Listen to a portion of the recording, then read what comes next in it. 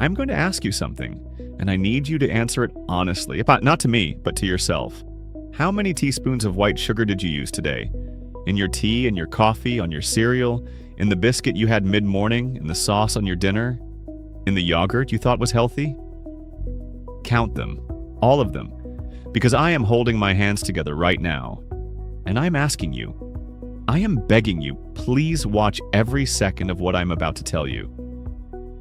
Because the white sugar that you are adding to your cup, to your bowl, to your plate, every single day, without thinking about it, without measuring it, without imagining it has anything to do with how your body will feel and function 10 years from now, is doing something to 5 specific organs in your body that is completely invisible, completely silent, and in some cases completely irreversible by the time you notice it.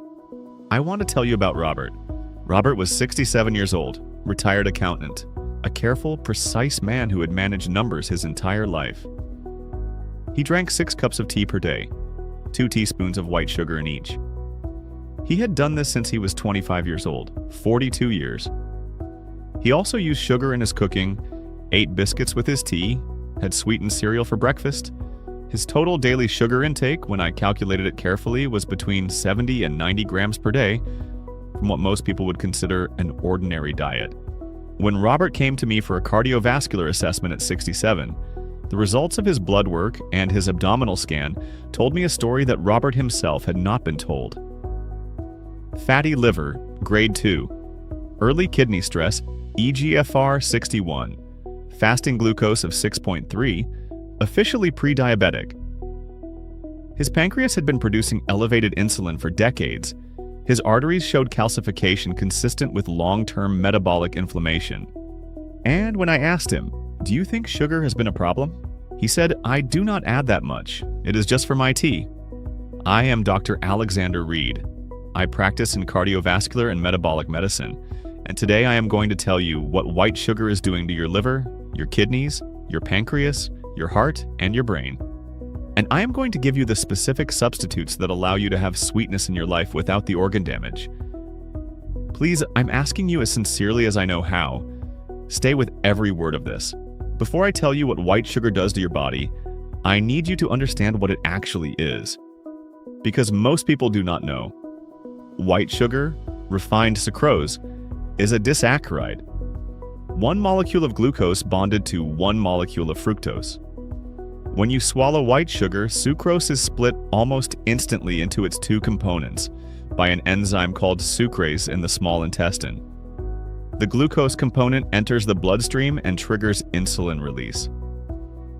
The fructose component, and this is the critical part that most people do not know, bypasses the normal insulin pathway entirely and goes directly to the liver for processing. This is not a trivial biochemical distinction. Every gram of fructose you consume must be processed by the liver, and only the liver. Unlike glucose, which can be utilized by every cell in the body, fructose is a liver-exclusive metabolite. When fructose arrives at the liver in quantities that exceed its processing capacity, which chronic daily sugar consumption does, the liver converts the excess fructose to fat through a process called de novo lipogenesis. This fat accumulates in the liver itself. It enters the bloodstream as triglycerides, it deposits in arteries, and it drives the cascade of metabolic dysfunction that destroys organ function silently over years. White sugar, refined sucrose, is 50% fructose. Every teaspoon of white sugar you add to your tea is delivering approximately 2 grams of fructose directly to your liver for processing. 6 teaspoons per day, in tea alone, is 12 grams of fructose hitting your liver daily, before any other food source of sugar is counted. Over 40 years, and as in Robert's case, this is the equivalent of approximately 175 kilograms of fructose delivered to a liver that was never designed to manage this volume. The first and most directly damaged organ is the liver. The mechanism I described, de novo lipogenesis from excess fructose, produces non-alcoholic fatty liver disease. Fat accumulates in the liver cells. The liver enlarges. Its functional capacity for detoxification, for cholesterol management, for blood sugar regulation, for protein synthesis, is progressively impaired. In its early stages, fatty liver is completely silent. No symptoms, normal energy, normal appearance. The fat is simply accumulating quietly every time excess fructose arrives from that cup of sweetened tea. Non-alcoholic fatty liver disease progresses through stages. Simple steatosis, fat accumulation without inflammation. Then non-alcoholic steatohepatitis, fat plus inflammation. Then fibrosis, scar tissue forming in the liver. Then cirrhosis, the irreversible end stage where normal liver tissue has been replaced by scar tissue. This progression takes years to decades. During the early stages, the stages where the condition is most reversible, there are no symptoms. The liver does not have pain receptors. It cannot tell you it is being damaged. Robert had grade 2 fatty liver at 67. His liver had been accumulating fat for decades. The accumulation had never produced a symptom that brought him to a doctor specifically for his liver. The sugar that caused it had never been discussed in any of his routine health checks. The second organ being damaged by white sugar is the pancreas. And the damage here operates through a different but equally devastating mechanism.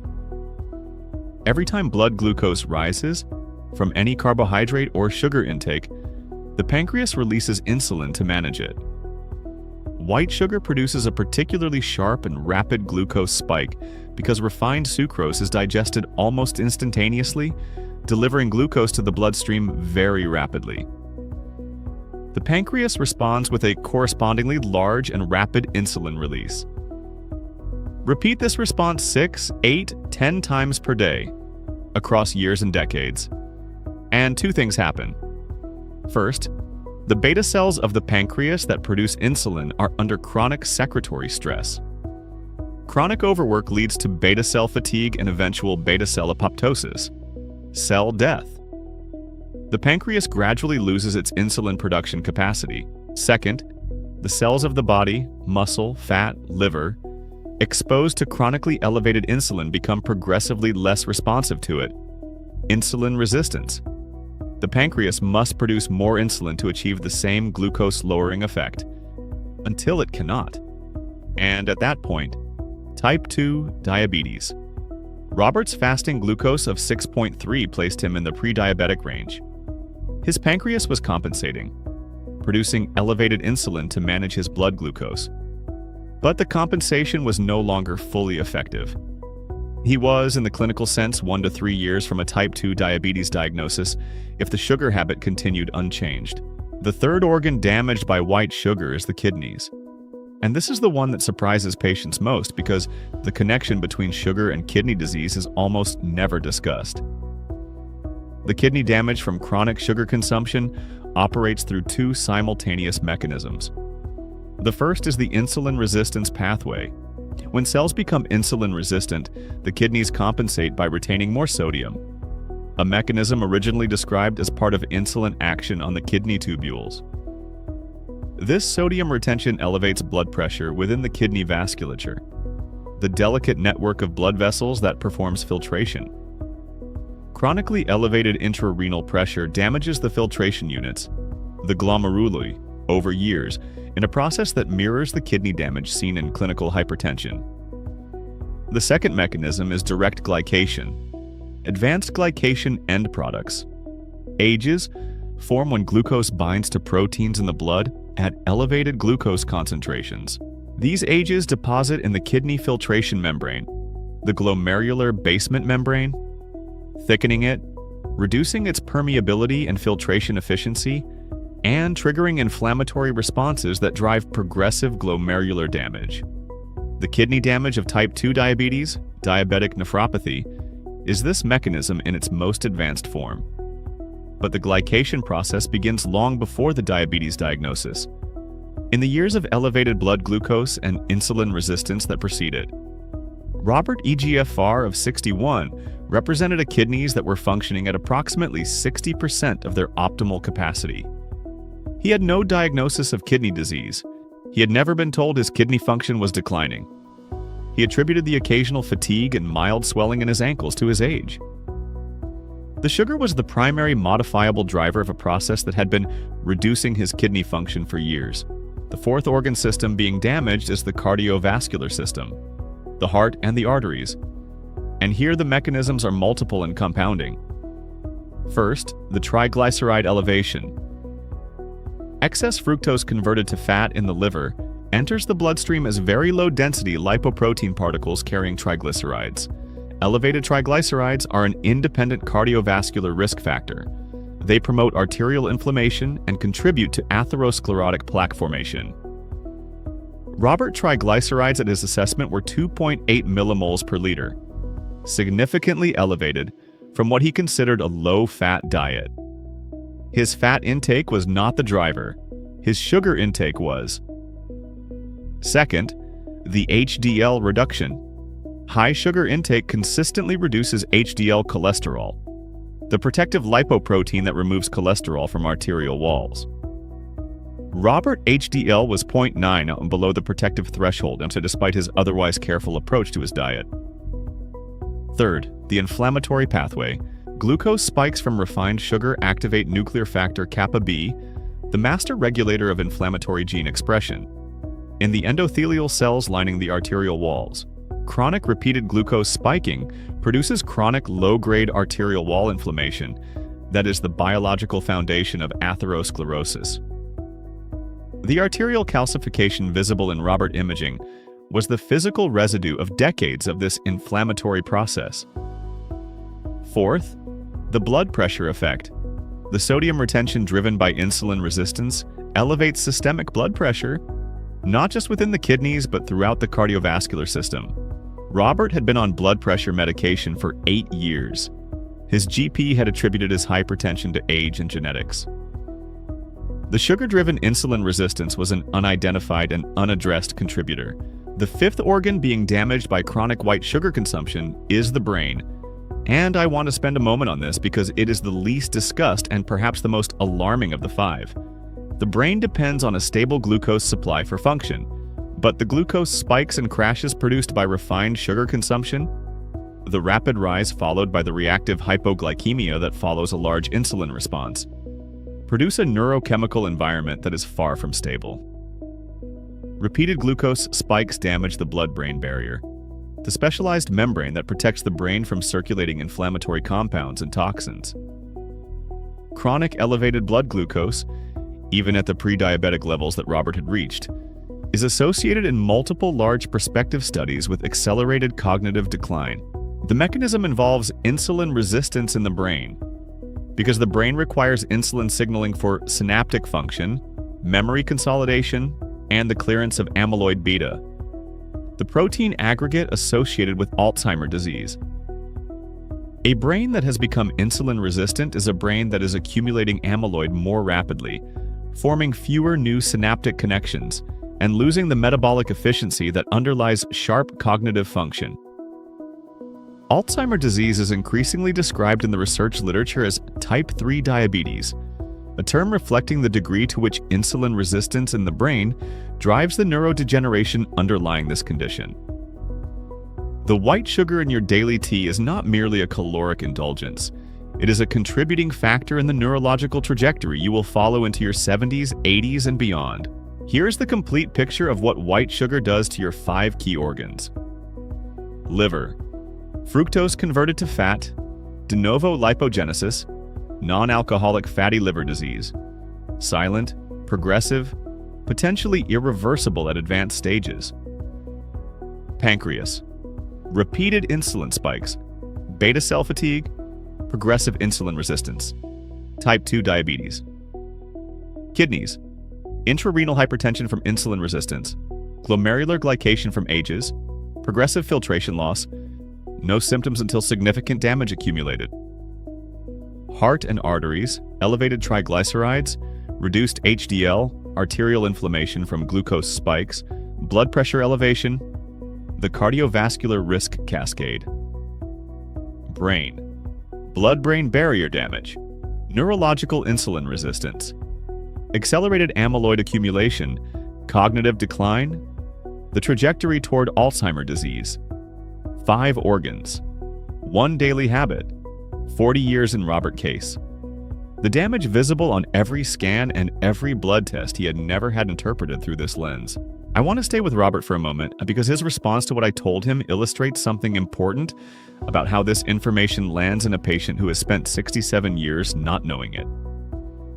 When I showed Robert the connection between 42 years of 6 teaspoons per day in his tea and the fatty liver, the prediabetes, the kidney decline, and the arterial calcification visible in his assessment, he was quiet for a long time. Then he said, "My doctor has been checking my blood every year for 15 years. Why did nobody ever tell me this?" I said to him, "The individual results, the liver scan, the glucose, the eGFR, were each reviewed in isolation.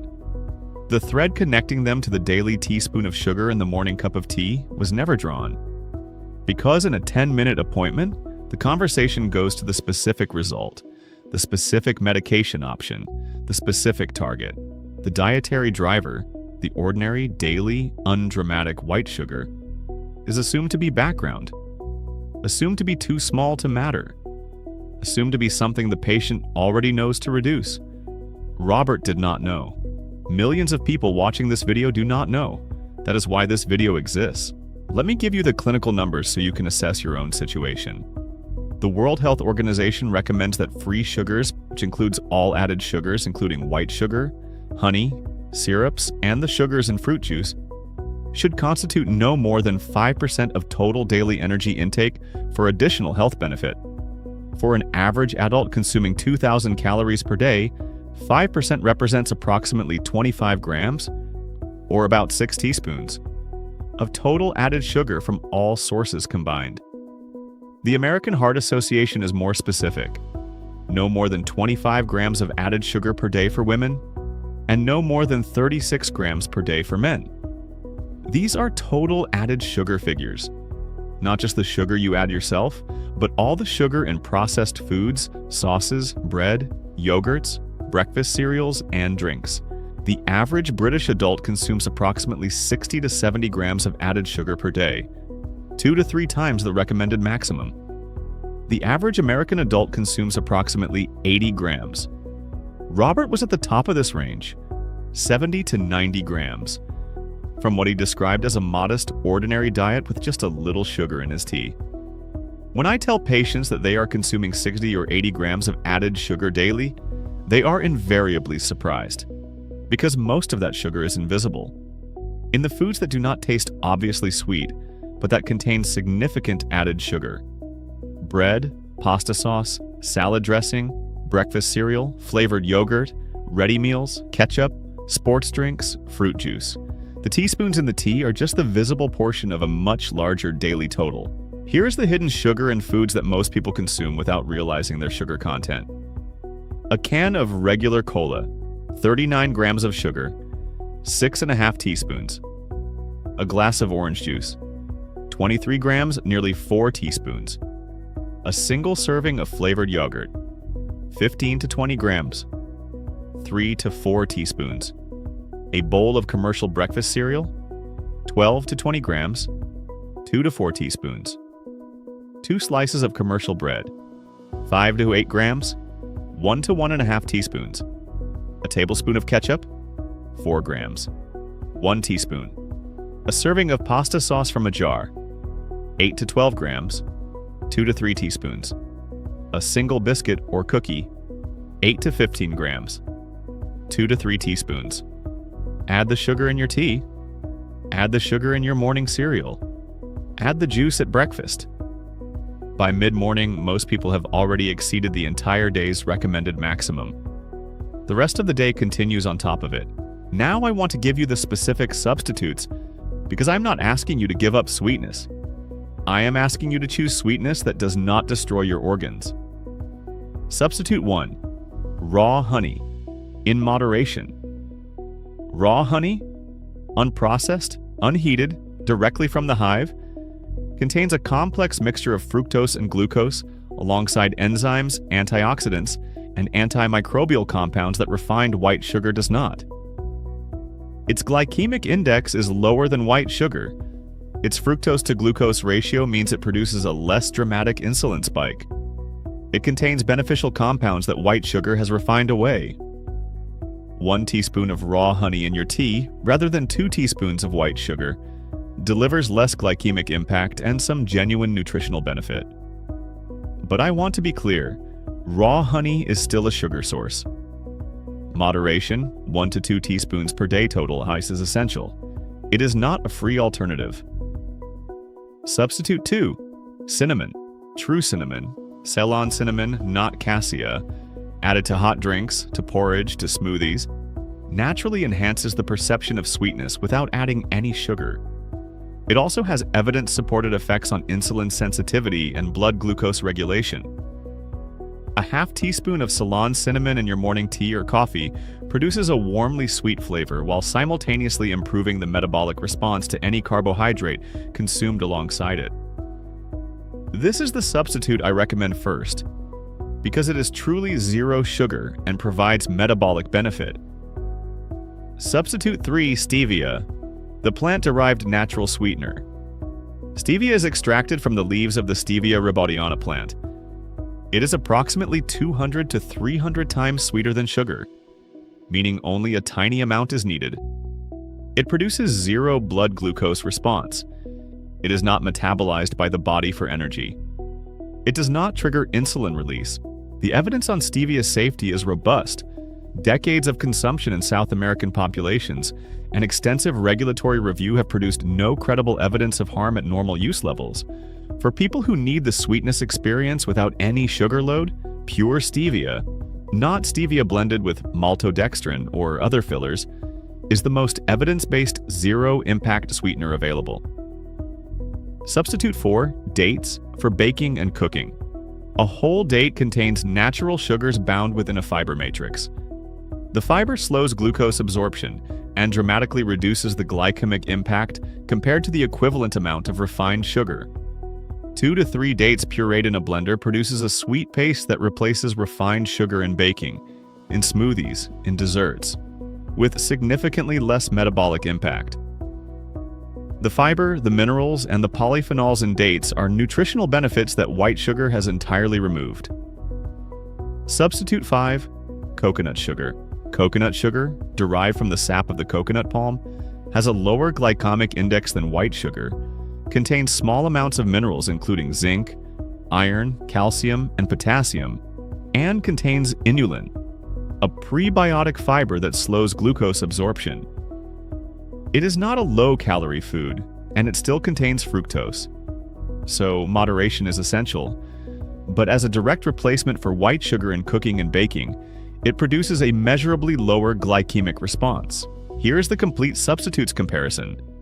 White sugar, glycemic index 65, fructose content 50%, nutritional benefit 0, organ impact. All 5 organ damage pathways active. Raw honey, glycemic index 55-58, fructose 40%, antioxidants and enzymes present, organ impact significantly reduced in moderation. Ceylon cinnamon, glycemic index 0, fructose 0, active compounds improving insulin sensitivity, organ impact, 0 damage, active metabolic benefit. Stevia, glycemic index 0, fructose 0, no caloric impact, organ impact, 0 damage, no metabolic stress. Dates, glycemic index 42-62 depending on variety, fiber-bound fructose with slow absorption, minerals and polyphenols present, organ impact, dramatically reduced compared to equivalent white sugar. Coconut sugar, glycemic index 30-54, contains inulin fiber slowing absorption. Minerals present, organ impact, reduced compared to white sugar in moderation. The substitutes are not equally sweet and not equally practical for all uses, but each represents a meaningful reduction in the organ-damaging impact of white sugar for each teaspoon replaced. Here is the practical elimination guide, because knowing the substitutes is not enough. The habit of white sugar is deeply embedded, and the reduction needs to be deliberate and systematic. Step 1. Audit your current sugar intake. For 3 days, write down every item you consume and look up its sugar content. Include the teaspoons you add, the hidden sugar in processed foods, the sugar in your drinks. Calculate your daily total. This number, which most people find significantly higher than they expected, is your starting point. Step 2. Replace your tea and coffee sweetener first. This is where the most visible sugar is, where the habit is most conscious, and where replacement is most achievable. Switch to cinnamon or stevia this week. Do not halve the sugar gradually. Every teaspoon of white sugar you eliminate from your daily tea is a meaningful reduction in your daily fructose load. The switch is uncomfortable for 1 to 2 weeks while the palate adjusts. After 2 weeks, unsweetened or cinnamon-sweetened tea tastes normal. The sweetened version tastes excessive. Step 3. Eliminate sweetened drinks. Cola, fruit juice, flavored water, sports drinks, sweetened coffee drinks. These are the largest single sources of added sugar in the modern diet. Replace with water, plain sparkling water, or herbal teas. 1 can of cola eliminated per day removes 39 grams of sugar, more than the entire daily recommended maximum. This single change for a cola drinker is the most impactful dietary modification possible for metabolic health. Step 4. Read labels on processed foods. Look for sugar under its many names: sucrose, glucose, fructose, corn syrup, high fructose corn syrup, dextrose, maltose, lactose, agave nectar, cane sugar, cane juice, fruit juice concentrate. If any of these appear in the first 5 ingredients of a processed food, the sugar content is significant. Choose alternatives or make from scratch. Step 5. Give your palate time to adapt. The human palate adjusts to a lower sugar environment within 2 to 4 weeks. Foods that currently taste pleasantly sweet will taste sickly within a month of significantly reducing sugar intake. Foods that currently taste bland, vegetables, whole grains, plain dairy, will develop flavor complexity that was previously masked by sugar. The adaptation is real, and it is worth waiting for. Robert had 15 years of annual blood tests, each one reviewed by a competent physician, none of which produced a conversation about his daily sugar intake as the thread connecting his fatty liver, his pre-diabetes, his kidney decline, and his arterial inflammation. The individual results were managed individually: a statin for the cholesterol, an antihypertensive for the blood pressure, a note to watch the glucose. The dietary driver was not identified, was not named, was not addressed. I am not assigning blame for this. Primary care operates under time constraints that make comprehensive dietary assessment difficult in a standard appointment. Nutritional medicine is not taught with sufficient depth in most medical training programs, and the evidence connecting chronic refined sugar consumption to multi-organ damage, while robust in the research literature, has not been translated into the routine dietary counseling that primary care delivers. But Robert deserved to know. Every person watching this video deserves to know. The teaspoon in your tea is not a trivial detail of your diet. It is a daily metabolic decision with organ-level consequences that accumulate invisibly over decades, until they become the blood tests and the scans that tell a story nobody thought to tell you while it was still being written. Leave a comment right now. How many teaspoons of white sugar do you use in a day? And has any doctor ever discussed your sugar intake in the context of your liver, your kidneys, or your cardiovascular risk? Tell me in the comments. I want to understand how many people watching this have been managing the consequences of this habit without ever having had the conversation about the habit itself. Robert implemented 3 changes in the week after our consultation. He replaced the white sugar in his tea and coffee entirely with half a teaspoon of raw honey and Ceylon cinnamon. He eliminated the sweetened biscuits that accompanied every cup, and he began reading the labels on the processed foods in his kitchen. At his 3-month review, his fasting glucose had fallen from 6.3 to 5.7, returning to the non-diabetic range. His triglycerides had fallen from 2.8 to 1.9. His liver ultrasound at 6 months showed improvement from grade 2 to grade 1 fatty liver. His eGFR had stabilized at 63. He said to me at the 6-month review, "I drank 6 cups of tea every day for 42 years, 2 teaspoons of sugar in each." He paused. He said, "I had no idea that was a medical decision I was making. Twice a day, 10 times a day, every day, I was making a medical decision without knowing it. Then he said something I want you to carry with you. He said, if someone had told me at 30 what you have told me today, I would have a completely different body at 67. And I thought, yes. And I thought, this is why I make these videos. Every teaspoon of white sugar is a choice, not a guilty one, an uninformed one. Today, you have the information. The choice is now genuinely yours. Here is what I need you to do. Starting with your very next cup of tea or coffee, do not add white sugar. Instead, add half a teaspoon of Ceylon cinnamon, or a quarter teaspoon of pure stevia. Or if you genuinely cannot manage without sweetness today, 1 teaspoon of raw honey. Not 2 teaspoons of white sugar, 1 teaspoon of something that carries some nutritional content alongside its sweetness. This week, eliminate one source of hidden sugar from your diet. Look at the yogurt in your fridge, the cereal in your cupboard, the sauce in your refrigerator door. Choose the one with the most sugar and replace it with an unsweetened or lower sugar alternative this week. Just one.